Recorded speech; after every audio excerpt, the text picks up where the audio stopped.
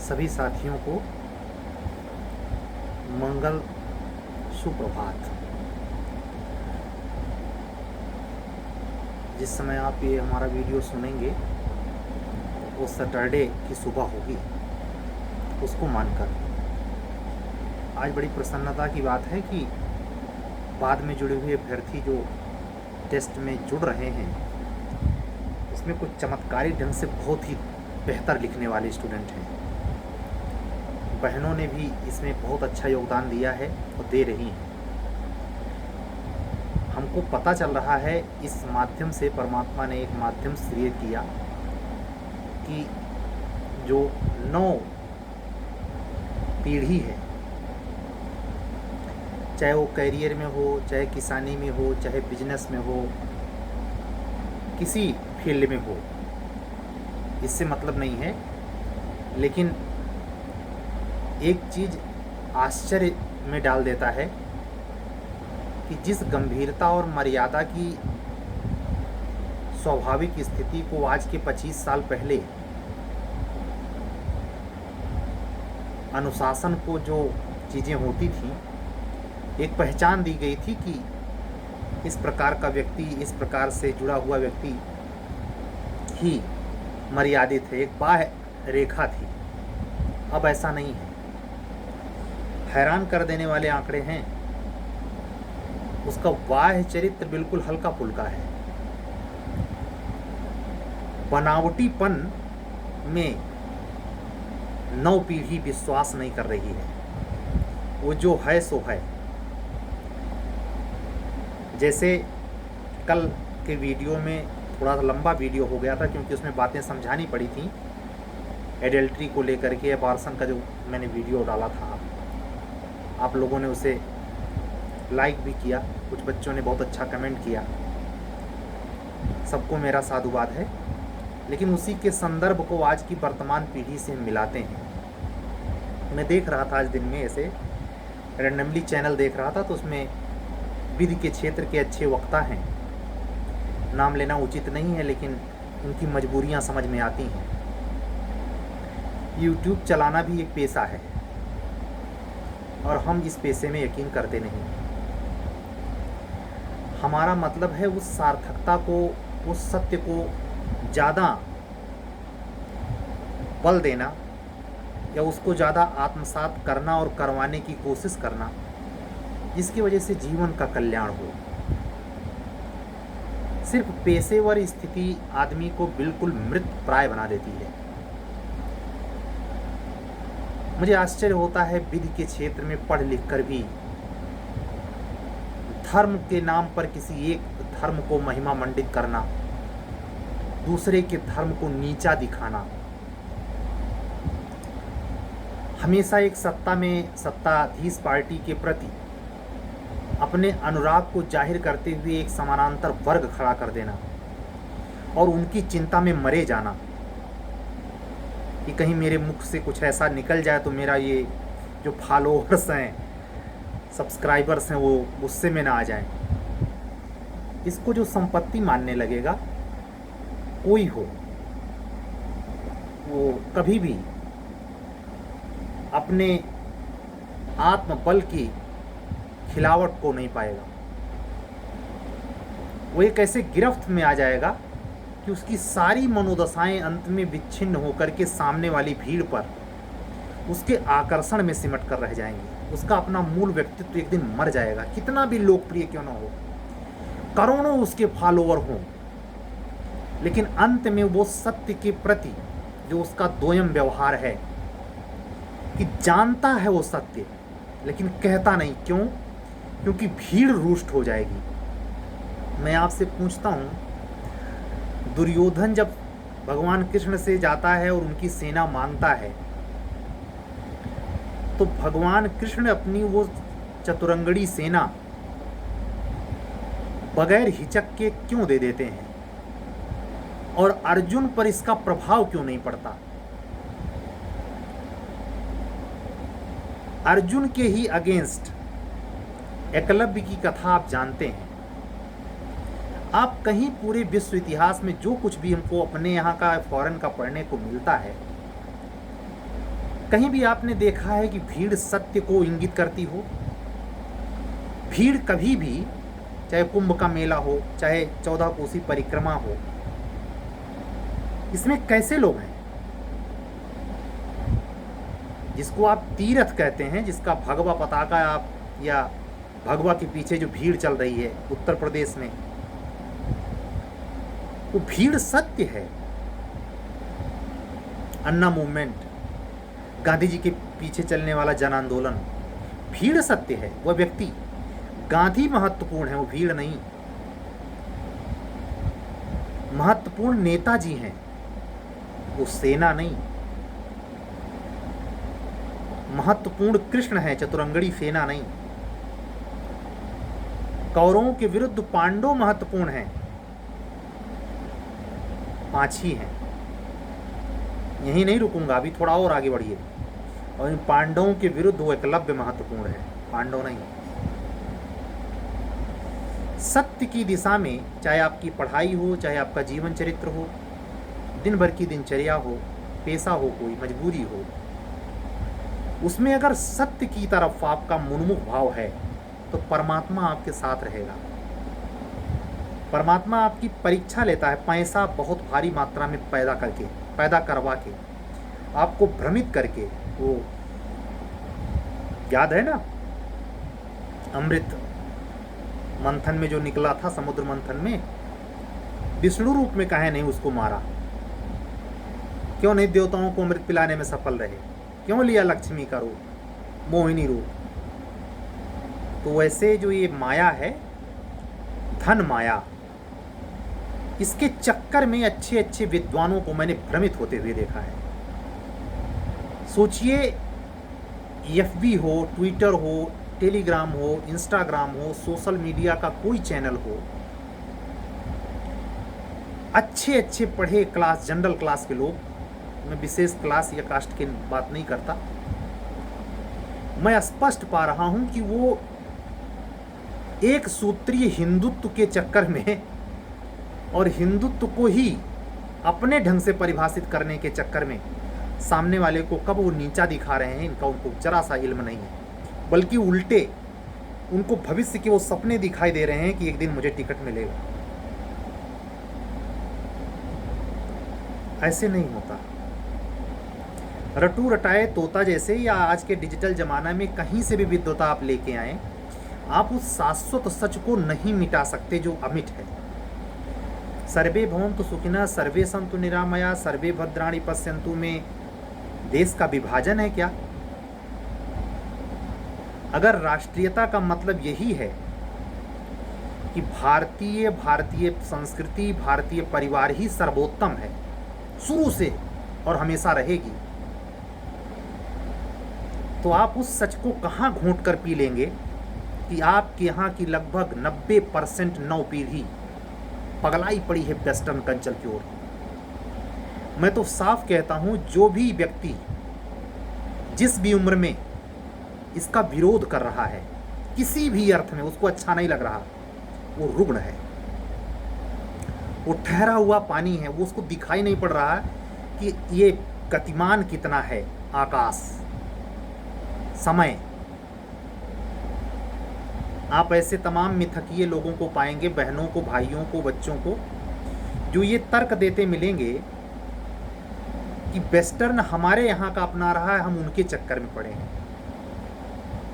भाई, गन्ने का रस तभी बनेगा ना जब कोल्हू में पेरा जाएगा, इधर से डाला जाएगा, उधर से निकलेगा खोइया बन के। ये प्रोसेस बगैर कंप्लीट किए रस कैसे आएगा? हमको ऐसे में पूछा जा रहा है भूमंडलीकरण, ग्लोबलाइजेशन, और हम पाठ पढ़ा रहे हैं अपने जनता को हिंदुत्व और धर्मनिरपेक्षता के विरुद्ध विशेष धर्म का भगवा पाठ। हम ये भी नहीं सोच रहे हैं कि हमारे वैदिक ऋषियों ने सर्वे भवन्तु सिखाया था, राष्ट्रवाद भी नहीं, इंसानियत का पाठ सिखाया था। सनातन के नाम पर पूरे देश में इस समय जो पाखंड फैला हुआ है और उसको एक साइड से सरकारी जो हवा मिल रही है, ये ज़्यादा दिन नहीं टिकेगी। समय सबका होता है, काल चक्र बदल जाएगा। जब काल चक्र बदल जाएगा तो इन कुकुरमुत्तों का क्या होगा, जो अपने आप को कुकुरमुत्ते वाली छतरी भूल और समझ रहे हैं ये अट्टालिका है। सपने बुने जा रहे हैं कई स्टोरी महल के, सब भरभरा के गिरेगा, क्योंकि आप अपने पैतृक विरासत को ही लात मार रहे हैं। आप ये कैसे कह सकते हैं कि भारतीयता ये सिखाती है कि हम भारतीय सर्वोपरि हैं? आप ये कैसे ये सिखा सकते हैं कि हिंदू या सनातन धर्म ही धर्म है, बाकी धर्म नहीं है? आपकी विद्वता को एक कोने में ठिठक कर सोचना चाहिए। आपके वैदिक ऋषि इसी के प्रतीक थे। एक अच्छा खासा वर्ग है जो पिछले 5000 साल से चिल्ला रहा है कि हमने जो शून्य बना दिया, हमने जो भास्कराचार्य से गणित ले ली, श्रीधराचार्य से जो सीख लिया, वो विश्व में पहला था। इतना अहंकार क्यों है? खुद बना करके भी तो कह सकते हो किसी दूसरे ने बनाया। ये आपकी विनम्रता नहीं हो सकती। लेकिन आपका जो तिलिस्म चल रहा है इस देश पर, वो छूटता नजर आता है, दरकता। अगर भूमंडलीकरण पूरा प्रभाव डाल रहा है तो केवल इंडिया पे नहीं, श्रीलंका, मध्य एशिया पर भी पूरा खाड़ी राष्ट्र जितने हैं सब पर फॉरेन का जो प्रभावी होता है उसी का तो प्रभाव पड़ता है। आपके धोती, कुर्ते, तिलक, इन सारी संस्कृति में इतना तपोबल था, इतनी पावर था, इतना प्रभाव क्यों नहीं फैला? अभी घूम कर आऊंगा उसी भीड़ वाली बात पर। तो जो मूल तत्व था वो आपके कृतित्व करने के कारण, और तो सोशल मीडिया है, लगातार लोग बोल रहे हैं, एक दिन में 10-10 बार बैठ रहे हैं बोलने के लिए। ये सारे के सारे किस दिशा में ले जा रहे हैं आपको? भ्रम के जाल में। हर चैनल पर अच्छा खासा ग्रुप बना हुआ है, उनके समानांतर अगर आपने बात नहीं की तो आप विरोधी हैं, दुश्मन हैं। आपको कटी पतंग की जैसे रखा जा रहा है और स्वयं को विद्वता की उच्चता वाली श्रेणी में रखा जाता है। आप नीचे केवल ताली बजाते हैं। आपकी कभी खुद की कोशिश नहीं रही है, ना आपकी शायद आने वाली जनरेशन में होगी कि जरा खुद तो पता कर लें सच्चाई क्या है। सच्चाई भारतवर्ष की ये था कि विश्व क्षितिज को अपना परिवार मारना। सर्वे भवन्तु सुखिनः।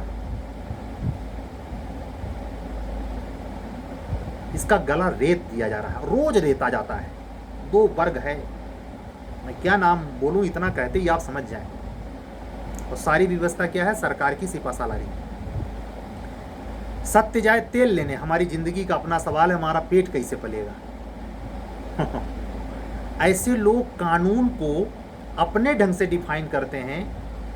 भीड़ नहीं मान रही है, भारतीय तथाकथित परिवार नहीं मान पा रहा है, भारतीय तथाकथित समाज इससे नाराज है, इसलिए वो कानूनों में तोड़ मरोड़ दे रहे हैं और सभ्य भाषा में वो गाली दे रहे हैं किसको? जो न्याय सुना रहा है। ठहर कर सोचें, आप जिस वर्ग जाति के लिए अपने आप को गौरव से भरे हुए हैं, गर्दन की ये रीढ़ की हड्डी बड़ी टाइट सी रहती है, अहंकार उनके अंदर रहता है, वो दिखाई नहीं पड़ता। आप ये कैसे छिपाएंगे कि आप किसी विशेष धर्म के प्रचारक नहीं हैं, सनातन धर्म के? आपको इंसानियत से इतनी चिढ़ क्यों है? क्या दिक्कत है? आप ईसाइयत को, मुस्लिम धर्म को, बौद्ध को, अन्य कम्युनिटी को जी भर के कोसिए, लेकिन इंसानियत पे ठहरिए ना। ये क्या चक्कर है सनातन का?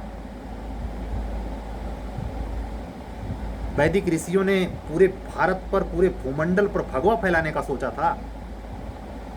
अगर अंग्रेजों ने अपनी अंग्रेजियत फैलाने के लिए साम्राज्यवादी विस्तार किया, मुस्लिम कंट्री ने ऐसा किया तो आप भी अब उसी ढर्रे पे आ गए हैं। मतलब अगर मूर्ति पूजा का विरोध या अनात्मवाद को देखें दर्शन शास्त्र में, तो बौद्ध और जैन धर्म अनात्मवादी दर्शन है। लेकिन अनुयायी देखिए, ऊंची ऊंची अट्टालिकाएं, वो जो तालिबान में अफगानिस्तान में सबसे बड़ी बुद्ध प्रतिमा थी, इस्लाम इसमें यकीन नहीं करता। तो एक तरफ आप एकांगी हिंदू धर्म के पुरोहितों के विरुद्ध आपका जो विरोध चलता है वो इसलिए चलता है कि इन्होंने आपका शोषण किया। आप क्या कर रहे हैं? आप इनका तो कर पाए चाहे ना कर पाए, लेकिन अपनों का शोषण जी भर के कर रहे हैं। ये चल क्या रहा है पूरे देश में, और इसी को सनातन नाम दे रखा है। अगर आपसे आपकी बात को 10 लोग किसी विशेष वर्ग कास्ट के टाइटल हाँ में हाँ मिला दें तो आप सही हो गए, आपको मिल गया अधिकार सत्य का गला रेतने का, और आप ऐसे आभास भी कर लेते हैं अंदर से। अब मैं थोड़ी सी चीज़ों को खोल देता हूँ, तब ये पूरी बातें आपको एक गिरह की तरह खुल जाएंगी। कल जिस एडल्ट्री के मुद्दे पर मैं आपसे संजोग से चर्चा कर रहा था, आज ये सुनने में आया है सुप्रीम कोर्ट के माननीय न्यायमूर्ति, उत्तराखंड से हैं शायद, मुझे उत्तराखंड में हाई कोर्ट में न्यायमूर्ति रहे हैं, जोसेफ करके हैं, उनकी पीठ में 5 जजों की पीठ, 5 न्यायमूर्तियों की पीठ, केंद्र सरकार रिव्यू पिटीशन लगा रखी है। क्या ये एडल्ट्री जो अनकॉन्स्टिट्यूशनल सुप्रीम कोर्ट ने घोषित किया है दीपक मिश्रा वाली बेंच 5 जजों की, उस पर विचार करे। वो भी तरीके से पूरी बुद्धि लगी है। इस बुद्धि को पढ़ने के लिए आपका खुद का दिमाग अगर ऐतिहासिक रूप से मजबूत नहीं है, शास्त्रीय बुद्धि नहीं रखते हैं, तो आप ये चाल कभी नहीं समझ सकते। याचिका कैसे आई है कि सेना में अगर एक महिला किसी अन्य पुरुष से या कोई पुरुष किसी अन्य महिला से जो विवाहिता है या नहीं है इंटरकोर्स में आ जाता है, तो अनुशासन के नाम पर उनको बर्खास्त कर दिया जाता है। इसलिए क्योंकि राष्ट्र की वो सबसे बड़ी संरक्षक फौज है जिसमें ये रूल अनुशासन के नाम पर चलता है। सुप्रीम कोर्ट ये ऑर्डर पास कर दे, और कोई भी अगर ऐसा ही महिला पुरुष ऐसा करता है तो विवाह को सुरक्षित करे, पति पत्नी के रिश्ते को सुरक्षित करे, निजता को और स्वतंत्रता को जो फॉरेन का है रहने दे, हमारे यहाँ नहीं चलेगा, लगा दे वही पुराना नियम।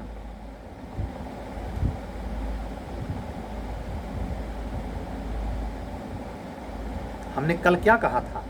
700 साल लगेगा, तब भी उत्तर प्रदेश और बिहार, हिंदी बेल्ट पूरा, यहाँ के पोगा पंथ पर असर नहीं पड़ने वाला। वो घुसता ही नहीं, ऊपरी की चमड़िया के अंदर में जाता ही नहीं। और जिसको पूरा पता है वो सामने को बताना नहीं। क्यों? अगर बता देगा तो वो अकेला पड़ जाएगा, भीड़ उससे कट लेगी। तो वो क्या करता है, वो जानते हुए भीड़ को भीड़ के हवा के हिसाब से सेंकता है, और अपनी रोटी जो है कायदे से सेंक करके नमक मिर्ची के साथ, चटनी के साथ मजे से खाता है, घी में डुबोकर। भाप पाएंगे आप? जो नीचे बैठ के कमेंट में ताली बजाते हैं, आप भाप पाएंगे? ये जो विद्वान हैं विधि के पुरोधा, ये कितनी गुर्च रखते हैं अंदर।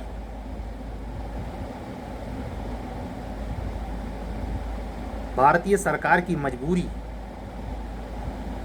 बीजेपी सत्ता की मजबूरी देखिए कि सवर्ण या उस क्लास को खुश करने के लिए जो परिवार पसंद है, हमारा समाज क्या परिवार, चाहे परिवार में कितनी सड़ान दो वो नहीं दिखाई देगा।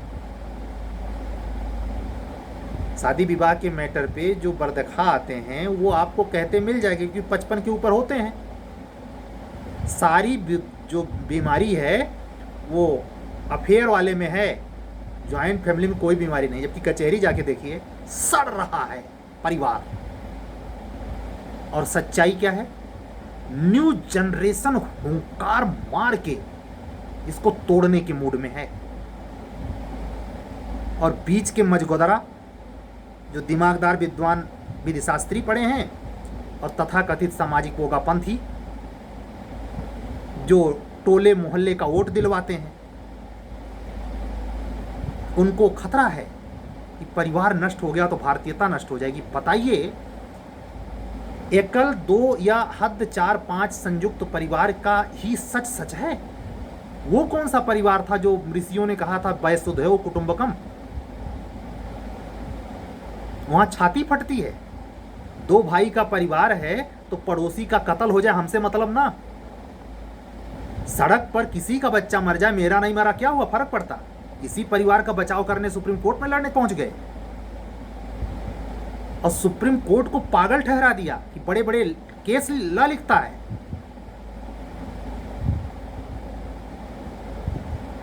इसीलिए वो सुप्रीम कोर्ट में बैठा है जो आपकी सुन नहीं रहा है। और अस्तित्व से प्रार्थना करता हूं कभी सुने भी ना आप लोगों की। ये जो रिव्यू पिटीशन गई है जिसने चालाकी के साथ, इसको खारिज होना चाहिए। भारत का उद्धार वैदिक ऋषियों के स्तर तक तभी हो सकता है जब भारतीय परिवार की धारणा, भारतीय जाति की धारणा और भारतीय मन मस्तिष्क में विराजता हुआ सनातन धर्म की अवधारणा पूर्णतया ध्वस्त नहीं की जाती। और इसके पीछे से जो रोटी सेंक रहे हैं, इनकी रोटी खाने का निवाला छीना जाना चाहिए। रुकेगा नहीं, आने वाले 50 साल ज्यादा हैं, निर्णय कर देगी नई जनरेशन। जो गुजरात और बंगलुरु में जाकर के MBA कर रही है, इंजीनियरिंग लाइन, मेडिकल लाइन में डिग्री ले रही है, वो कितना तुम्हारा जाति और सनातन मान रही है वो पता चलता है। और कितना तुम्हारी वैल्यू करती, करना भी नहीं चाहिए तुम्हारा वैल्यू, क्योंकि तुम्हारे अंदर पुराने गाने, अधकचरी पुरानी संस्कृति, परिवार और विवाह की तुम्हें इतनी पड़ी है कि तुम्हें और कुछ सूझता नहीं। तुम बेबस होकर के नहीं 25,000 का मोबाइल सेट चलाते हो, तुम्हारे देश का बना है। तुम जिस प्लेन में सफर कर रहे हो, तुम इंडिया क्या बना रहा है? इंडिया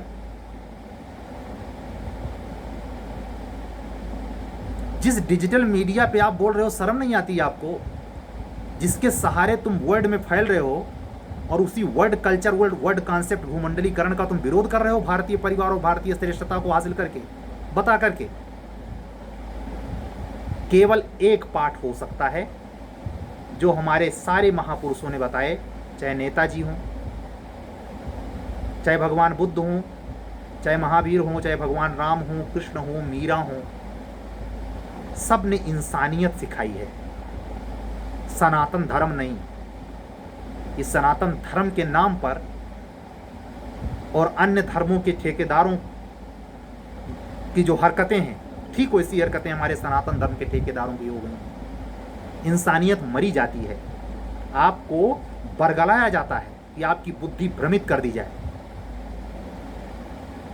आप चूंकि 10 लोग भीड़ क्या कह रही है तो गजब साला जजमेंट आ गया। व्यभिचार अब अपराध नहीं है, कत्ल कर दें। दहेज में घर में एक स्त्री को जला के मार डालें, वो चरित्रहीनता नहीं है। चरित्रहीनता क्या है कि एक स्त्री का पराये मर्द से संबंध है। सरेआम दिन दहाड़े गोली मार दें, दिन भर आपके दिमाग को सूक्ष्म ढंग से भ्रमित करें, वो चरित्रहीनता नहीं है। चरित्रहीनता मात्र ही और पूरी निगहबानी अपनी स्त्री पे करनी है, बांध के रखो। इस्लाम क्या बांधेगा उतना? इसके खिलाफ जो बोले, जो नेचुरल के पक्ष में बोले, तो सुकरात की तरह फांसी नहीं होगी। अब इस मुगालते में मत रहना। वो जमाना लद गया जब गांधी को गोली मारी गई थी। अब आपको दुरुस्त करने आपकी पीढ़ी आई है। हम आपसे पूछते हैं और यही वीडियो समाप्त करते हैं, जिनके भी बच्चे हैं कितने % आपकी सुनते हैं? कभी सोचा काहे नहीं सुनते हैं? थुल बदन, पकते हुए बाल, झड़ते हुए बाल और बुद्धि में वही अपना स्वार्थ का पोगापंथ। आप बच्चे को क्यों नहीं सिखाते इंसानियत और विश्व धर्म का पाठ? सुप्रीम कोर्ट का कोई निर्णय गलत नहीं नजर आएगा। वो लोग इस स्कोप पर हैं, वो निंदा के पात्र नहीं हैं। वो स्तुति के पात्र हैं। समय रहते चेतिए, नहीं ये नई जनरेशन आपको चेतने का मौका नहीं देगी। ये भगवाकरण नीला पीला हरा दुपट्टा में जो भीड़ को समझो रहे हैं, ये भीड़ ज़्यादा दिन एक साइड में नहीं रहेगी।